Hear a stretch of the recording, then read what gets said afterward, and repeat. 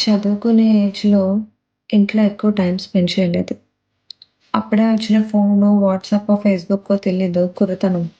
అలా వాటితో అయిపోయేది. కానీ ఇప్పుడు ఏజ్ పెరిగే కొద్దీ అమ్మ, నాన్నతో ఎక్కువ టైమ్ స్పెండ్ చేయాలనిపిస్తుంది.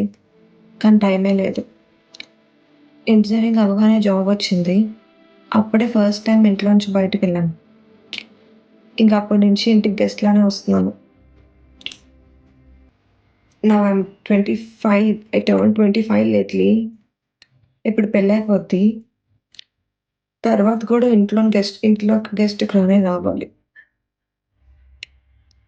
సో, మా అమ్మాయి లైఫ్ అంతా బ్యాగ్స్ ప్యాక్ చేసుకునేటప్పటికే అయిపోతుంది. 22-25 జాబు, 26 తర్వాత పెళ్ళికి అత్తారింటికెళ్ళడానికి. మేబీ వచ్చే జన్మలో మనిషిగా కన్ఫర్మ్‌గా పుట్టాలి. పుడితే మాత్రం అబ్బాయి కింద పుడతాను. అప్పుడు నేను మా ఇంటికి గెస్ట్ కింద రావాల్సిన అవసరం లేదు. ఇప్పుడు మాకు ఇంట్లో ఉండాలి, అమ్మతో ఉండాలి, నాన్నతో ఉండాలన్నా అవ్వట్లేదు. We are running for our jobs. నాకైతే హైదరాబాద్ టు వైజాగ్ తిరిగేటప్పటికే టైం అయిపోతుంది. ఇంటికొచ్చానన్న పండగకి ఆనందం కన్నా, ఇంకో 4 డేస్‌లో వెళ్ళిపోతానన్న బాధే నాకెక్కువుంది. And maybe that is one of the reason I'm sad today మొత్తం అంతా సాడ్‌గా ఉన్నాను.